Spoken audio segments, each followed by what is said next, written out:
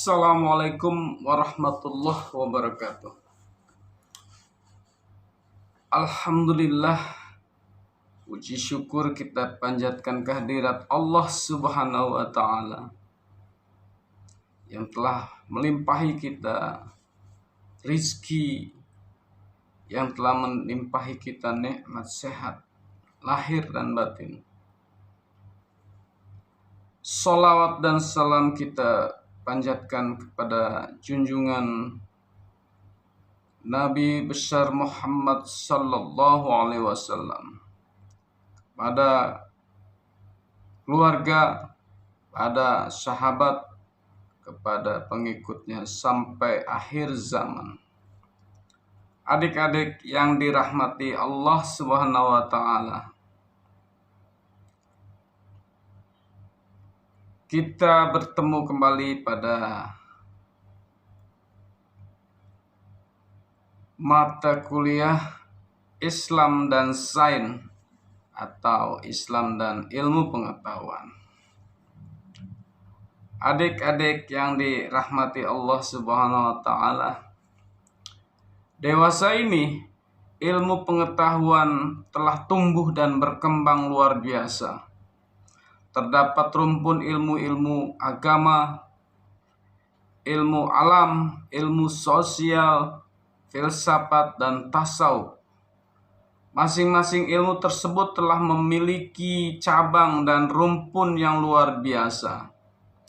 Di antara ilmu-ilmu tersebut telah diabadikan bagi kepentingan dalam berbagai bidang kehidupan manusia, yang selanjutnya digunakan untuk membangun kebudayaan dan peradaban.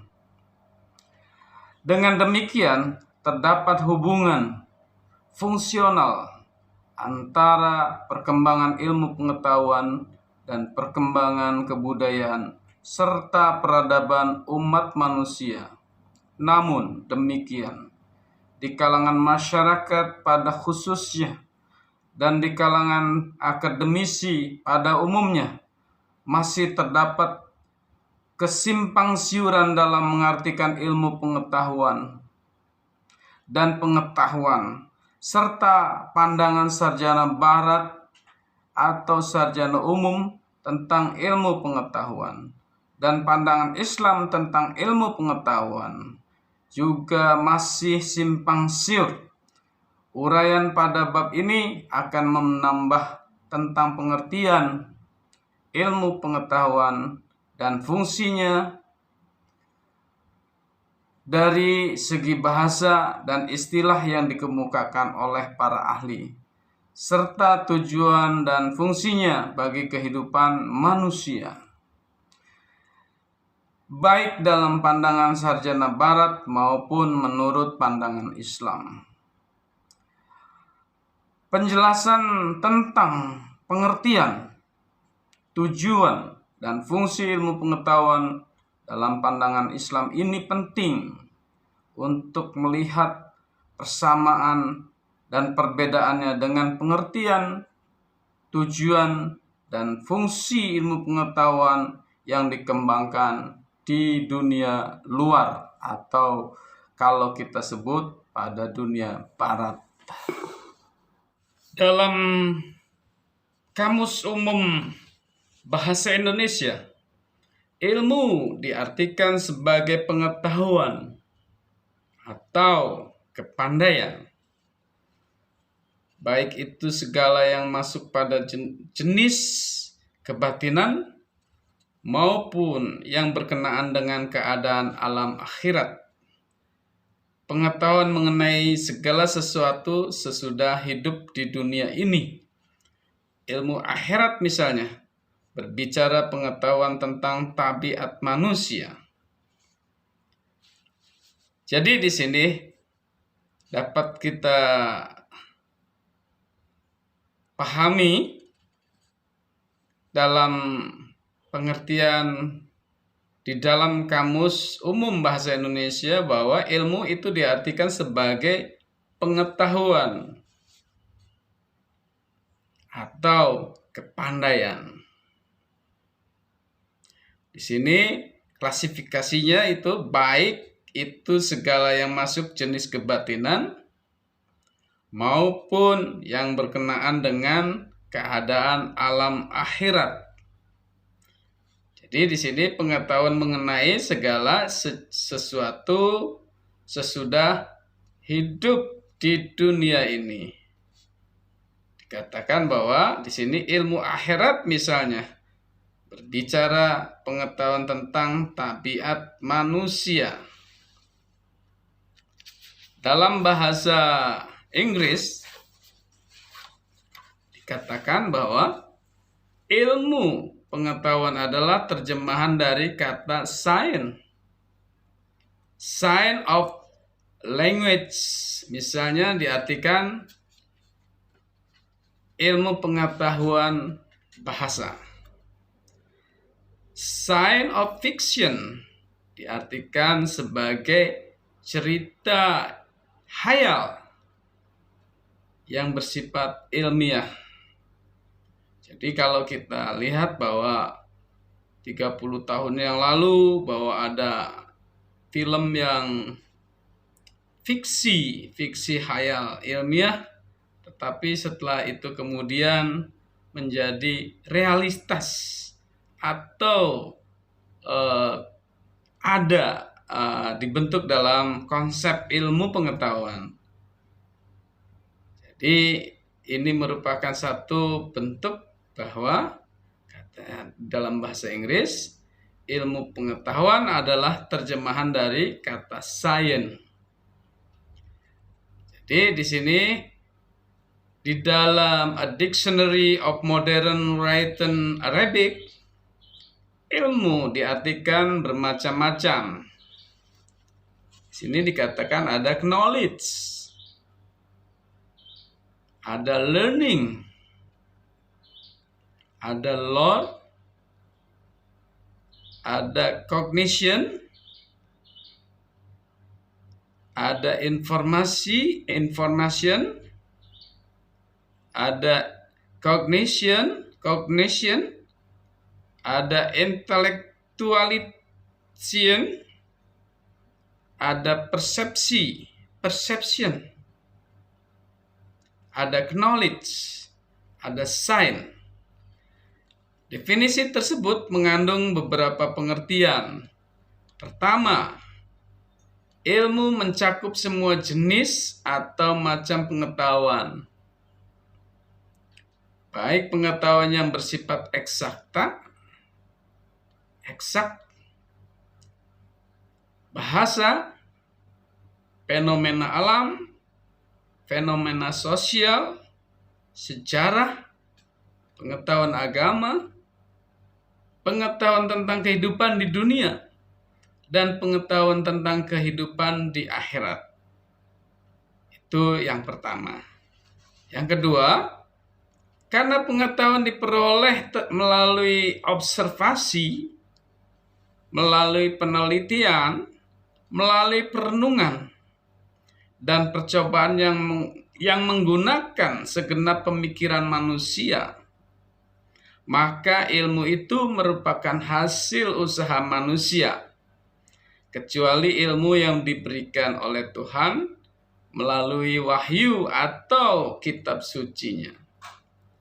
Dan yang ketiga, ilmu dapat berfungsi sebagai informasi, pengakuan, argumentasi, dan tanggapan. Jadi kita lihat dari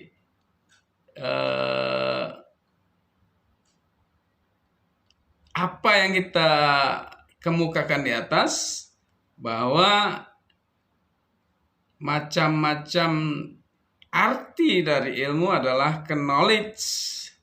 Knowledge itu adalah pengetahuan. Kemudian learning adalah pembelajaran. Kemudian lore adalah adat dan pengetahuan. Kemudian cognition adalah pengetahuan atau tanggung jawab. Kemudian ada information, informasi. Kemudian ada cognition, yaitu pengakuan.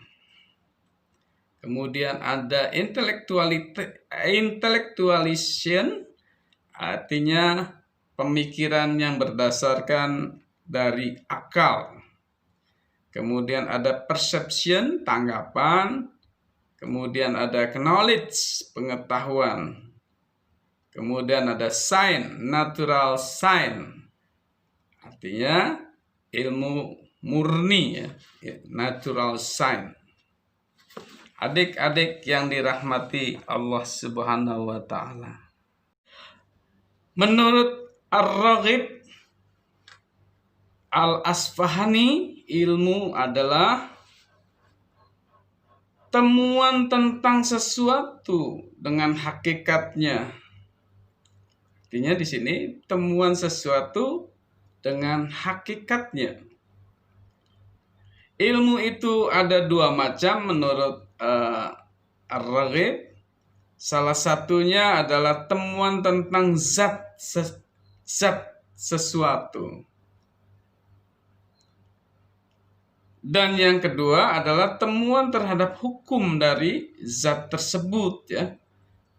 Jadi yang kedua adalah temuan hukum yang terdapat pada sesuatu dengan adanya wujud, sesuatu yang dengannya bisa dinyatakan keberadaannya atau ketiadaannya. Jadi di sini bahwa ilmu model pertama hanya membutuhkan satu objek. Seperti pada firman Allah dikatakan mereka tidak mengetahui Allah. Ini adalah dicontohkan bahwa hanya satu objek saja. Sedangkan Allah mengetahui mereka. Jadi di sini jelas bahwa Allah menyatakan kepada seluruh makhluknya bahwa mereka tidak mengetahui Allah, sedangkan Allah mengetahui mereka. Di sini ada hanya membutuhkan satu objek saja. Adapun ilmu yang kedua membutuhkan kepada dua objek.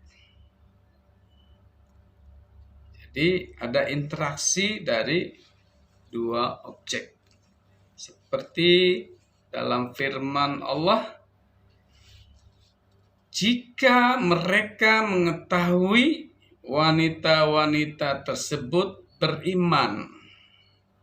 Jika mereka mengetahui wanita-wanita tersebut beriman.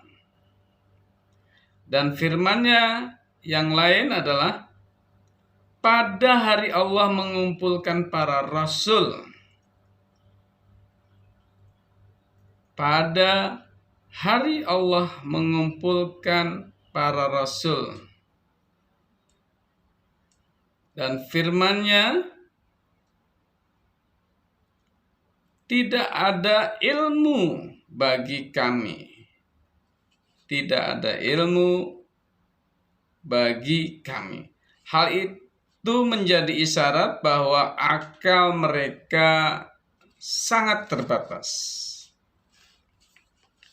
Akal mereka tidak dapat menjangkau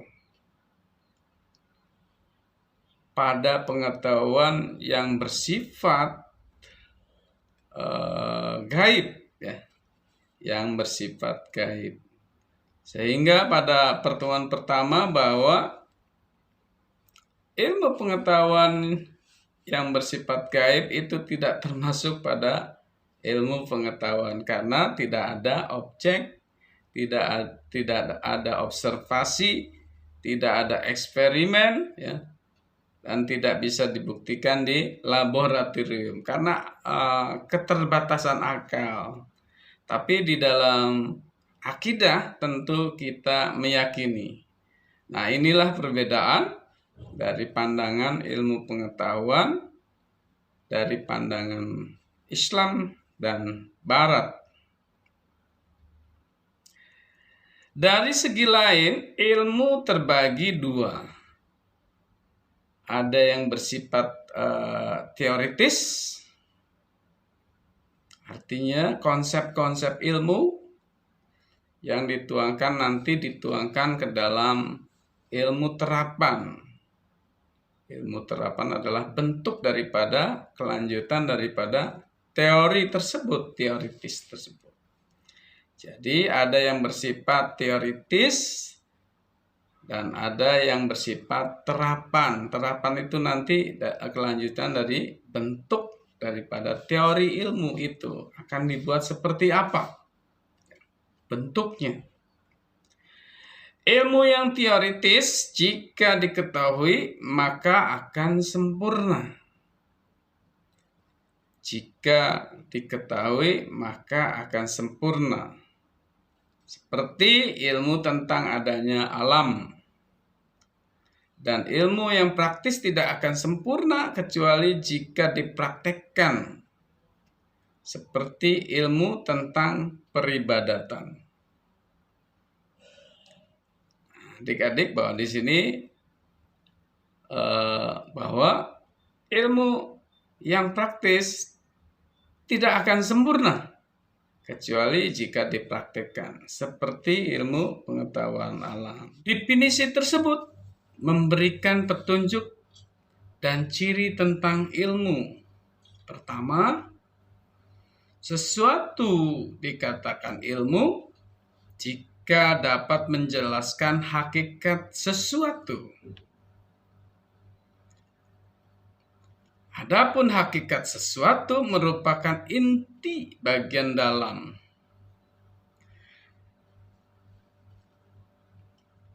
Tidak tampak, batiniah, dan berada di balik yang tampak. Misalnya, hakikat hidup adalah perjuangan. Dan perjuangan itulah temuan. Itulah ilmu. Karena sampainya seseorang pada hakikat hidup, yaitu hidup sebagai perjuangan setelah melalui proses belajar, melalui proses berpikir, melalui proses merenung, melalui proses membanding, melalui proses mengambil pelajaran dan penalaran. Jadi begitu panjang daripada proses ya, daripada akhirnya ditemukan pengetahuan. Yang kedua, kata-kata tersebut mengandung arti universal, yakni bahwa ilmu menjangkau semua hal, baik yang fisik maupun yang non-fisik. Yang ketiga, di dalam ilmu ada unsur zat atau fisiknya yang dapat dilihat oleh mata. Zatnya dapat dilihat oleh mata. Seperti di sini dikatakan seperti zat cair, benda padat, tumbuh-tumbuhan, binatang, barang tambang, dan mineral. Serta ada unsur hukum atau aturan yang berlaku yang tidak tampak tapi dapat dirasakan. Tidak tampak tapi dapat dirasakan aturan hukumnya. Misalnya, gula itu manis. Gulanya tampak, tetapi rasanya tidak bisa tampak, tapi dapat dirasakan. Ya. Yang keempat, dari segi sifat dan karakternya, ada ilmu yang bersifat teoritis yang menjelaskan sifat-sifat dan prinsip-prinsip yang dapat digunakan sebagai bahan pertimbangan dalam menetapkan sebuah konsep. Dan ada ilmu yang bersifat praktis yang baru dapat dikatakan sempurna jika sudah dipraktekkan.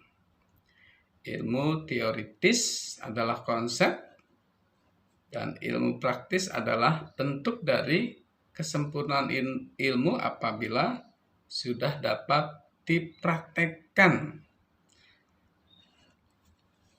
Sementara itu, Syekh Muhammad bin Saleh bin Utsman mengartikan ilmu sebagai berikut. Ilmu adalah menghilangkan kebodohan. Dari yang tidak tahu menjadi tahu. Menghilangkan kebodohan. Apapun itu. Dan juga berarti umum tentang sesuatu secara pasti dan tidak diragukan lagi. Jadi pasti, artinya tidak diragukan lagi. Adapun menurut istilah sebagian ahli, ilmu adalah di sini ilmu adalah mengetahui sesuatu sebagai lawan dari bodoh. Mengetahui sesuatu sebagai lawan dari bodoh. Jadi ketidaktahuan itu bodoh. Makanya kita pengen tahu. Orang yang banyak pengetahuan disebut ilmuwan karena kepandaiannya, banyak pengetahuannya. Sebagian yang lain berpendapat bahwa ilmu adalah lebih jelas dibandingkan dengan yang diketahui. Dikatakan bahwa ilmu adalah lebih jelas dibandingkan yang diketahui. Ilmu ilmu adalah universal, bisa diteliti oleh semua orang, bisa eksperimen oleh semua orang. Tetapi kalau di sini, kalau yang diketahui belum tentu semua orang dapat mengetahui. Selanjutnya, ilmu pengetahuan secara operasional dapat dikemukakan sebagai berikut.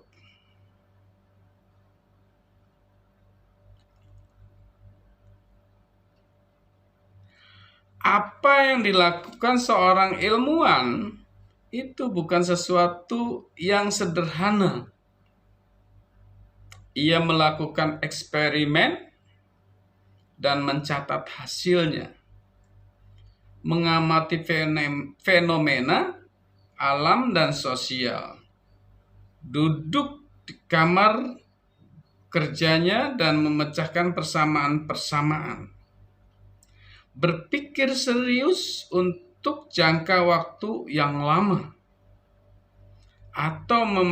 Atau membiarkan sesuatu masalah mengendap dalam otaknya tanpa ia pikirkan lagi selama berminggu-minggu sampai pada suatu hari ia mempertanggungjawabkan secara ilmiah dalam bentuk sebuah hipotesis baru atau sesuatu metode baru. Hipotesis itu adalah metode baru, ilmu yang baru, ya, yang menerjang pikirannya bagaikan gambaran atau cahaya kilat. Nah, begitu proses daripada penemuan yang dihasilkan oleh ilmuwan. Definisi ini memberi catatan tentang ilmu sebagai berikut. Pertama, dari segi hakikatnya, ilmu itu hakikatnya hipotesis baru atau metode baru yang menerjang pikiran bagaikan gambaran cahaya kilat. Yang kedua, dari segi bentuknya, ilmu adalah hasil kerja keras dan rumit yang membutuhkan segenap kemampuan, baik fisik, raga, panca indera, akal, dan kemauan yang kuat disertai kesabaran dan ketekunan menggelutinya di dalam ruang kerja atau di suatu tempat dalam jangka waktu yang lama. Yang ketiga, dari segi objeknya, ilmu berkaitan dengan fenomena sosial dan fenomena alam yang dapat diamati, yang dapat diobservasi, yang dapat dikuantifikasi, yang dapat diukur, yang dapat ditakar, yang dapat ditimbang, yang dapat dipoto dan disimpan, dan sebagainya. Dan karenanya tidak menjangkau hal-hal yang bersifat keyakinan, hasil renungan, yang bersifat ilham, yang bersifat taufik, yang bersifat hidayah, wahyu, atau wangsit. Walaupun yang disebutkan yang terakhir ini sesuatu yang diyakini adanya karena keimanan semata, karena tidak dapat dalam teori ilmu ini tidak masuk kategori ilmu dalam dunia barat, tetapi dalam akidah orang-orang yang memiliki landasan tentu berbeda, bahwa ilmu agama yang bersifat hayal menurut dunia barat, tetapi dalam agama Islam khususnya bahwa itu adalah kita imani, ya. Jadi walaupun yang disebutkan yang terakhir ini sesuatu yang diyakini adanya, namun keberadaannya tidak dapat diketahui dengan metode ilmu pengetahuan yang bersifat empiris dan eksperimen. Jadi tentang yang tersebut tadi di belakang, bahwa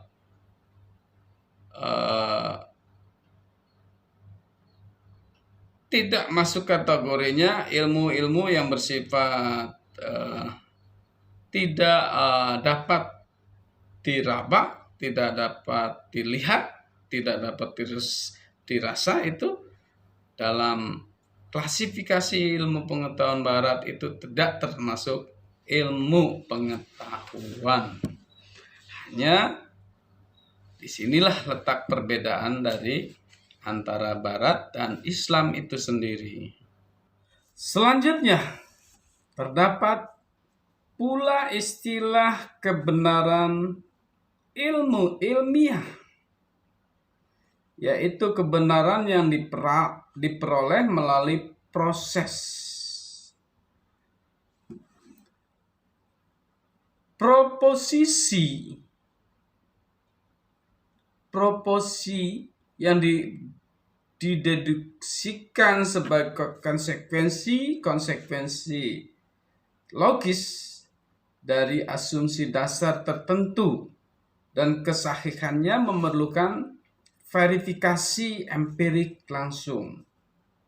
Jadi dapat disebut sahih apabila dilakukan melalui verifikasi empiris, pengamatan langsung. Jadi melalui pengamatan langsung. Jadi semua melalui empiris, diamati secara langsung. Atau konfirmasi tidak langsung melalui ramalan-ramalan yang didasarkan pada apa yang ternyata benar. Jadi ramalan-ramalan yang kemudian dapat dibuktikan kebenarannya. Dalam cerita film fiksi menjangkau kehidupan pada masa depan, dan itu akhirnya setelah puluhan tahun bahwa film fiksi itu dapat merealisasikan bentuk daripada dalam ilmu pengetahuan.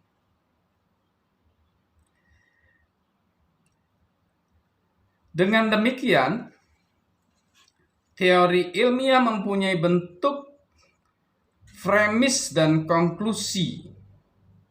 Inilah yang dimaksudkan dengan teori ilmiah yang memiliki bentuk rasional. Bentuk rasional artinya masuk akal. Nah, ini yang dikembangkan di dunia barat. Hanya yang rasional, yang irasional tidak dapat diterima sebagai ilmu. Karena kebenaran ilmiah rasional, hal itu bisa dicapai oleh setiap orang yang dapat berpikir dengan jernih dan mempunyai kemampuan secukupnya untuk menguasai bahasannya. Jadi ilmu itu dapat dicapai oleh orang-orang yang memiliki kemampuan dalam menguasai bahasannya. Dengan kata lain, kebenaran ilmiah adalah kebenaran yang sifatnya umum, dapat dibuktikan oleh siapapun yang menekuninya, dapat diuji cobakan oleh siapapun yang mendalaminya. Berbeda dengan visi seniman atau mistikus, ia merupakan sesuatu yang esoterik atau memiliki sifat yang pada pokoknya sangat pribadi. Hayalan-hayalan musikus dalam bentuk seni itu adalah sangat pribadi. Jadi kemungkinan hanya dia yang memiliki kemampuannya sendiri dalam satu bentuk seni tersebut. Tapi yang lain barangkali bisa melahirkan seni dalam bentuk yang lain.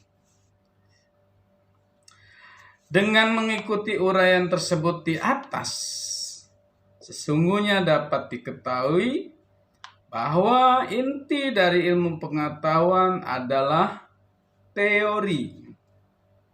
Inti dari ilmu pengetahuan adalah teori. Kemudian konsep, kemudian gagasan, dan akal dalam memahami gagasan, kemudian pemikiran atau ide yang dihasilkan atas kerjasama antara panca indera dan akal dalam memahami berbagai objek kajian. Jadi itu bahwa inti daripada ilmu pengetahuan adalah teori, konsep, gagasan, pemikiran, atau ide yang dihasilkan atas kerjasama antara panca indera dan akal dalam memahami berbagai objek kajian. Yakni di sini wahyu yang menghasilkan ilmu agama. Wahyu yang menghasilkan ilmu agama. Alam jagat raya yang menghasilkan ilmu alam atau sains. Nah, di sini kita berangkat bahwa wahyu yang menghasilkan ilmu agama. Alam jagat raya yang menghasilkan ilmu alam, sains. Jadi ada korelasi antara wahyu dan jagat raya. Fenomena sosial yang menghasilkan ilmu sosial. Fenomena sosial yang menghasilkan ilmu sosial. Ketika di suatu daerah, karena keterbelakangan kondisi ekonominya, maka di situ akan lahir kriminal karena kemiskinannya. Itu adalah kajian dari ilmu sosial. Hakikat segala sesuatu yang menghasilkan filsafat. Hakikat sesuatu yang menghasilkan filsafat, nanti ini cabang-cabang filsafat itu akan tertuang dalam cabang-cabang ilmu pengetahuan. Dan cahaya dari Allah yang menghasilkan ilmu laduni. Nah, ini ilmu laduni mungkin di dunia barat tidak masuk kategori ilmu, karena ini berdasarkan keyakinan dari kita sebagai umat Islam. Tapi dalam teori ilmu barangkali tidak dapat dibuktikan, tidak dapat diobservasi, tidak dapat menjadi suatu eksperimen, ya, sehingga tidak ada teori yang dapat dibuktikan secara ilmiah. Dalam pandangan Islam, walaupun dari segi sifat dan karakternya berbeda, namun semua itu berasal dari Allah Subhanahu wa Ta'ala, berasal dari Tuhan. Karena semua adalah ciptaan Tuhan. Jadi, segala sesuatu yang ada dalam perkembangan ilmu itu merupakan sandarannya kepada Tuhan. Karena sifat dan karakternya itulah ilmu tersebut memiliki makna yang bermacam-macam sesuai dengan kesepakatan para ahli. Namun demikian, sebagai sebuah konsep, berbagai istilah ilmu tersebut harus dikuasai oleh para ilmuwan untuk mendukung interaksi dan komunikasi yang lebih efektif dan bermakna. Jadi harus seperti itu. Yang bersifat efektif dan bermakna. Jadi semua itu sebagai sebuah konsep berbagai istilah ilmu, ya, di dalam dan harus dikuasai oleh para ilmuwan untuk mendukung interaksi dan komunikasi yang efektif dan yang bersifat efektif dan bermakna. Adik-adik yang dirahmati Allah Subhanahu wa Ta'ala, kita beranjak pada tujuan ilmu pengetahuan. Ilmu berfungsi menjelaskan sebuah gejala atau fenomena yang dapat diamati dan masuk akal. Orang misalnya melihat listrik menyala, maka ilmu menjelaskan faktor-faktor yang menyebabkan listrik itu menyala. Kemudian bola apabila dilempar jatuh ke bawah.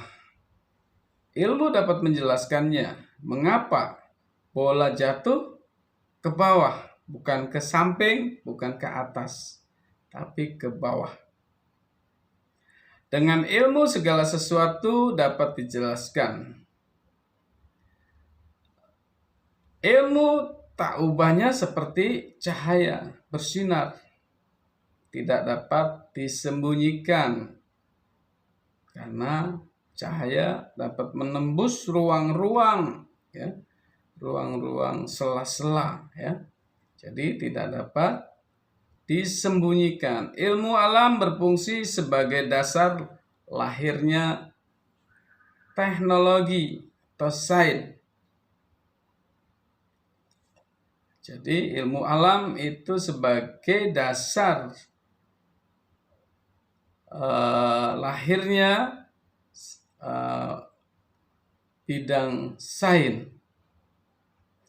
Ilmu sosial berfungsi mendasari sebuah konsep tentang pembangunan atau perencanaan sosial untuk masa depan.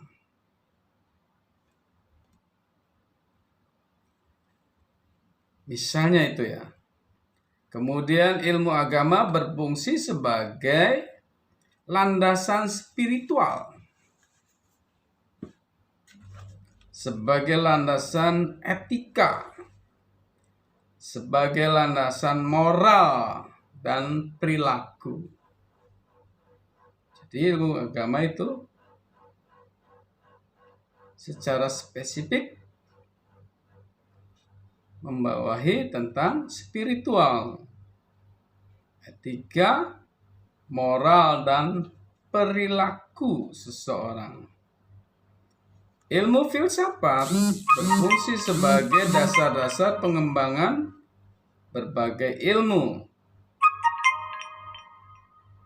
Dan ilmu intuisi berfungsi melakukan integrasi batiniah dan pencerahan spiritual. Kita dapat melihat di sini ilmu alam memiliki ciri-ciri. Yang pertama, dapat diamati atau dapat diobservasi, dapat diuji coba di laboratorium eksperimen. Kemudian yang kedua, objeknya dalam arti tidak memiliki muatan rasa atau emosional. Kemudian yang ketiga, dapat dilihat, dapat dirasa, dapat diukur, dapat ditimbang, dapat ditakar, dapat disimpan, dan seterusnya, dan seterusnya. Yang keempat, universal. Siapapun dapat melakukan hal yang sama. Kemudian yang kelima, time responnya tetap. Waktunya selalu tetap. Kemudian masuk akal. Kemudian tidak dapat dimasuki unsur perasaan. Dan yang terakhir, hubungannya dengan agama atau intuisi secara fisik agak jauh kering karena ini berangkat dari barat. Tapi kalau misalnya pengembangan ilmu pengetahuan itu dilandasi oleh iman, tentu pandangan ini berbeda. Yang kedua, di sini selanjutnya ilmu sosial memiliki ciri-ciri sebagai berikut. Dapat diamati secara empiris dan diuji melalui hipotesis di lapangan. Kemudian subjektivitasnya terutama dalam pemilihan data dan penafsirannya serta ada muatan rasa atau kepentingan. Kemudian gejalanya dapat dilihat. Kemudian tidak selamanya bersifat universal, kondisional artinya. Tidak bersifat universal. Kemudian time responnya tidak dapat dipastikan, hanya dapat diperkirakan. Masuk akal. Dan ini erat hubungannya dengan agama dan intuisi. Kemudian ilmu agama memiliki ciri-ciri, sebagian dapat diamati gejala-gejalanya, terutama yang berkaitan dengan fikih. Kemudian subjeknya terutama yang berkaitan dengan teologi dan pemahaman hukum serta lainnya. Kemudian tidak sepenuhnya tunduk pada panca indera.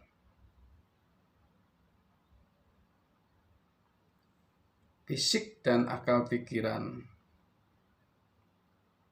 Kemudian tidak selamanya bersifat universal, karena ada muatan penafsiran yang subjektif. Ada penafsiran-penafsiran.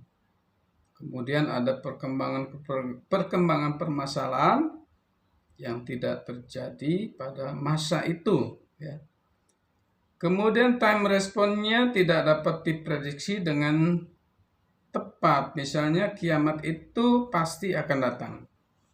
Tapi kapan datangnya kita tidak tahu. Kemudian sebagian ada yang masuk akal dan sebagian yang masuk rasa dan keyakinan. Ini keterkaitan dengan iman. Kemudian di sini pengamatan tentang ilmu filsafat memiliki ciri-ciri. Di sini yang pertama universal, yakni pernyataannya menjangkau hal-hal partikular yang sejenis. Kemudian yang kedua radikal, bahwa yang dipikirkan hingga sampai ke akar-akarnya hingga tidak ada yang terpikirkan lagi, tuntas filsafat. Kemudian spekulatif, yakni menerawang atau menjelajah dengan menggunakan akal sampai batas yang dapat dipikirkan. Yang keempat sistematik, yakni berpikiran beraturan dengan menggunakan logika. Dalam kata lain menggunakan ilmu mantik. Yang kelima deduktif, yakni berpikir yang dimulai dengan premis mayor dari yang besar pada premis minor dan pada kesimpulan. Dan yang keenam induktif, yakni cara berpikir atau mengambil kesimpulan dimulai dari yang memikirkan kecil hingga pada kesimpulan. Adapun ilmu laduni yang diperoleh melalui intuisi yang dibersihkan memiliki ciri-ciri sebagai berikut. Mengandalkan kekuatan intuisi yang telah dibersihkan. Jadi itu. Kemudian sangat bergantung pada otoritas dan prerogatif Tuhan. Yakni jika Tuhan menghendaki, ilmu tersebut akan datang. Dan jika Tuhan tidak menghendaki, ilmu tersebut tidak akan datang. Yang ketiga, bersifat pengalaman. Artinya, pengalamannya pribadi, subjektif. Namun karena orang-orang yang mengalami mendapatkan ilmu ini banyak jumlahnya, ada pada setiap zaman. Dan orang-orang tersebut termasuk orang-orang yang saleh. Maka keberadaannya tidak dapat disangkal. Yang keempat, cara menerimanya bukan dengan menggunakan observasi dan eksperimen, melainkan dengan keyakinan dan peneguhan. Selanjutnya, ilmu ini benar adanya, namun penggunaannya oleh manusia bisa saja salah. Di ilmu ini benar adanya, tapi kadang-kadang manusia menggunakan jangan untuk ketidakbaikan. Tapi kalau dikatakan bahwa ilmu ini hanya diterima oleh orang-orang yang soleh, tentu akan untuk dimanfaatkan untuk kebaikan-kebaikan.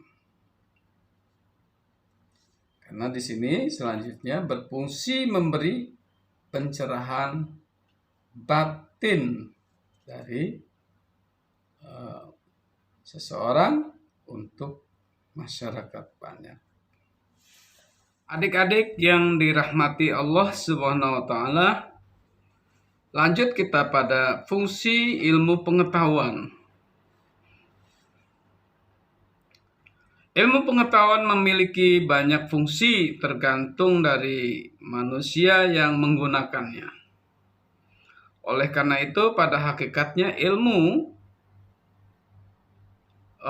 itu dari segi objeknya adalah netral, tergantung kepada manusia yang menggunakannya. Sehubungan dengan itu, ilmu mempunyai beberapa fungsi sebagai berikut. Jadi ilmu pengetahuan itu sangat netral, adik-adik, tergantung daripada kebutuhan manusia itu menggunakannya seperti apa. Netral. Mau dibawa untuk kebaikan, maka ilmu itu akan baik. Mau digunakan untuk kejahatan, maka ilmu itu juga dapat digunakan. Jadi sangat netral. Ya, seperti banyak contoh-contohnya ya. Banyak contoh-contohnya. Namun demikian, sehubungan dengan itu, ilmu mempunyai beberapa fungsi sebagai berikut. Yang pertama, ilmu alam berfungsi sebagai dasar bagi pengembangan teknologi atau sains. Sebagai dasar pengembangan teknologi. Secara harfiah, teknologi berasal dari kata kosakata teknologi. Berarti ilmu tentang teknik atau teknik ya. Di masyarakat pada umumnya melihat teknologi secara fisik atau bendanya. Penglihatan seperti itu sesungguhnya kurang tepat.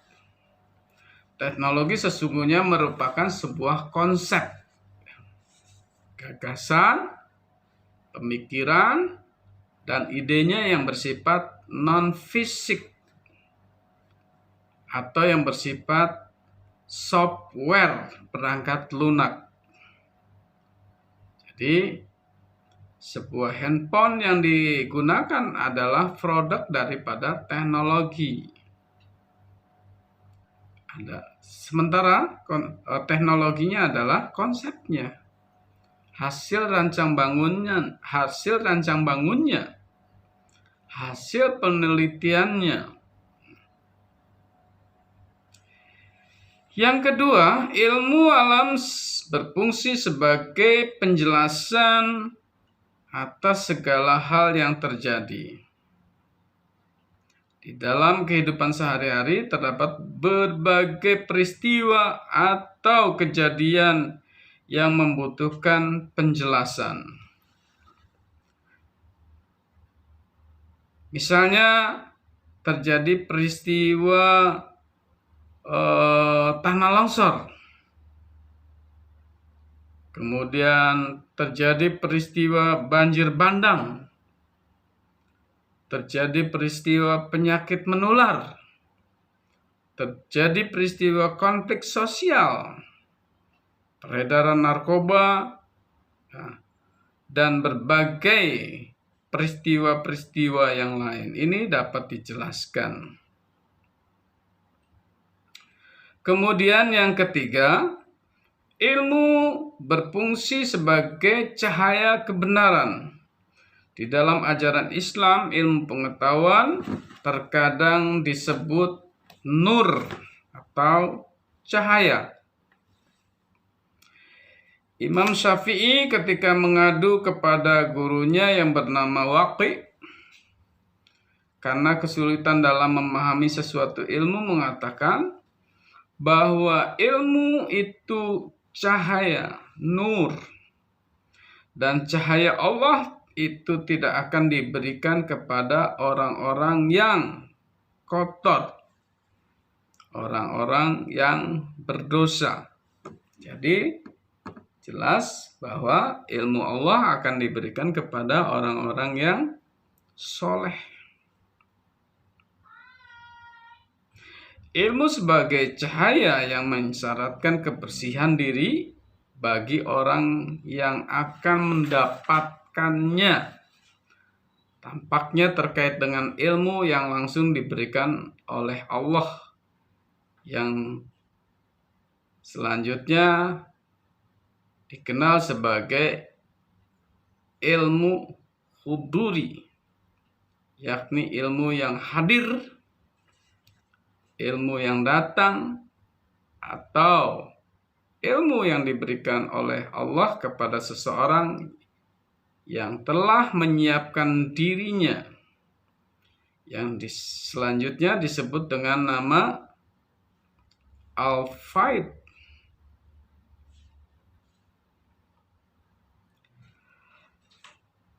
Yang keempat, ilmu berfungsi sebagai alat untuk meningkatkan kualitas hidup manusia, utamanya adalah sains, ilmu teknologi. Meningkatkan kualitas kehidupan manusia, untuk meningkatkan kesejahteraan kehidupan manusia, untuk meningkatkan finansial dari kehidupan manusia secara benda. Jadi di sini meningkatkan kualitas hidup manusia dengan ilmu pengetahuan, kualitas hidup manusia akan meningkat, mulai dari sikap mental, kemudian karakter, moral, dan kepribadian manusia dapat ditingkatkan dengan ilmu pengetahuan, terutama ilmu yang terkait dengan pembinaan karakter. Cara ia bersikap, bertutur kata, makan, minum, berjalan, dan sebagainya akan berbeda kualitasnya dengan orang yang tidak berilmu. Bahkan dalam dunia modern ada yang namanya kursus kepribadian. Di situ diajarkan tentang cara makan yang benar menurut konsep mereka ya. Kalau kita makan itu kan paling enak kalau bersila, kemudian dengan menggunakan tangan kan. Tapi dalam etik modern ada ilmu kepribadian, cara memakai pakaian ketika ke kantor, cara memakai pakaian ketika ke pesta, itu ilmu kepribadian. Jadi di sini katanya bahwa orang yang berilmu itu karakternya berbeda dengan orang yang tidak berilmu. Baik, yang kelima di sini adalah ilmu berfungsi sebagai alat untuk meningkatkan harkat dan martabat. Jadi akan meningkatkan harkat dan martabat manusia. Ilmu pengetahuan khusus yang berkaitan dengan etika, akhlak, adab, sopan santun, dan moral yang menempatkan manusia sebagai makhluk mulia dan harus saling memuliakan. Demikian juga makhluk lain ciptaan Tuhan. Di sini ada air, api, tanah, udara, barang tambang, batu mulia, tumbuh-tumbuhan, binatang, dan segenap makhluk Tuhan lainnya. Jadi di sini bahwa ilmu berfungsi sebagai alat untuk meningkatkan harkat dan martabat manusia. Bahkan di dalam satu ayat Allah akan meninggikan derajat orang-orang yang berilmu. Orang-orang yang berilmu, baik itu ilmu agama maupun ilmu sains. Nah, ilmu agama dan ilmu sains apabila digabungkan menjadi sesuatu yang didambakan manusia, ada kedamaian. Karena ilmu pengetahuan, tadi dikatakan ilmu pengetahuan itu netral, bisa digunakan untuk sebagai alat apa saja, untuk kebaikan, untuk kejahatan. Tapi apabila landasan berpikirnya orang-orang yang memiliki ilmu pengetahuan itu, landasan berpikirnya memiliki spiritual yang kuat, maka tentu ilmu itu akan menjadi sesuatu fenomena yang sangat baik dan luar biasa. Adik-adik yang dirahmati Allah Subhanahu wa taala, berdasarkan uraian dan analisis sebagaimana dikemukakan pada hal yang di atas, dapat dikemukakan kesimpulan sebagai berikut. Yang pertama, ilmu pengetahuan adalah pengetahuan yang ilmiah, yaitu pengetahuan yang memiliki ciri-ciri dapat diamati,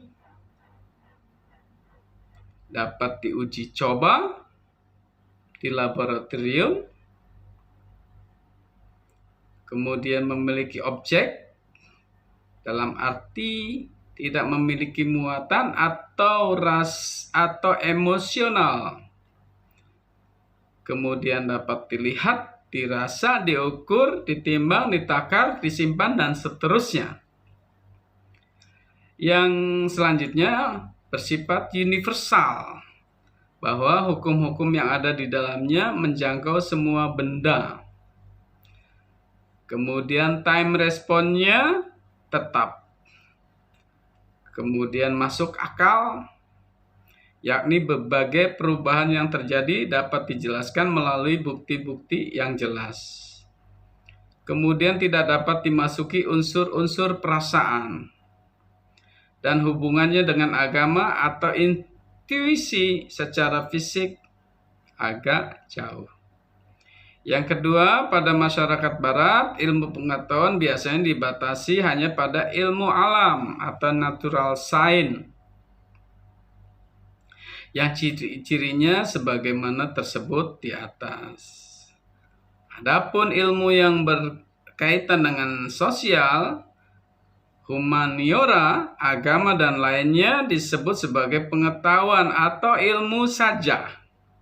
Misalnya ilmu sosial, ilmu humaniora, atau ilmu agama, bukan ilmu pengetahuan sosial atau ilmu pengetahuan agama.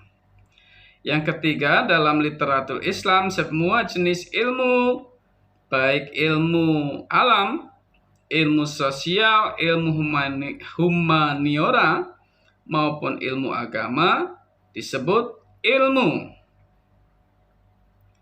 Kosakata ilmu dalam Islam meliputi semua jenis, macam-macam, atau cabang ilmu. Yang keempat, ilmu pengetahuan di barat bersifat netral, tidak memiliki tujuan yang melekat pada dirinya sendiri. Jadi tujuannya tidak ada, jadi netral, dapat digunakan oleh siapa saja. Melainkan sangat bergantung kepada manusia yang menggunakannya. Jadi manusia baik dia akan digunakan dengan baik, tetapi manusia yang punya iktikat buruk maka dia akan menggunakannya ilmu tersebut dengan keburukan. Adapun dalam Islam, ilmu pengetahuan selain bertujuan untuk memberikan kemaslahatan bagi umat manusia, bagi kehidupan, rahmatan lil alamin, juga untuk semakin memperkuat keimanan dan ketakwaan kepada Allah Subhanahu wa taala. Dengan ilmu pengetahuan, manusia akan semakin menyaksikan keagungan Allah Subhanahu wa taala dan akan semakin bertakwa. Adik-adik yang dirahmati Allah Subhanahu wa taala. Mungkin bahasan kita hari ini cukup sampai di sini. Dan barangkali ada tanggapan, ada sanggahan, ada pertanyaan, dipersilahkan dimuat, disampaikan melalui kolom komentar. Atau nanti adik-adik yang bertanya, kemudian dijawab oleh temannya, itu memiliki poin dalam penilaian. Baik, mungkin itu saja. Billahi taufiq wal hidayah. Wassalamualaikum warahmatullahi wabarakatuh.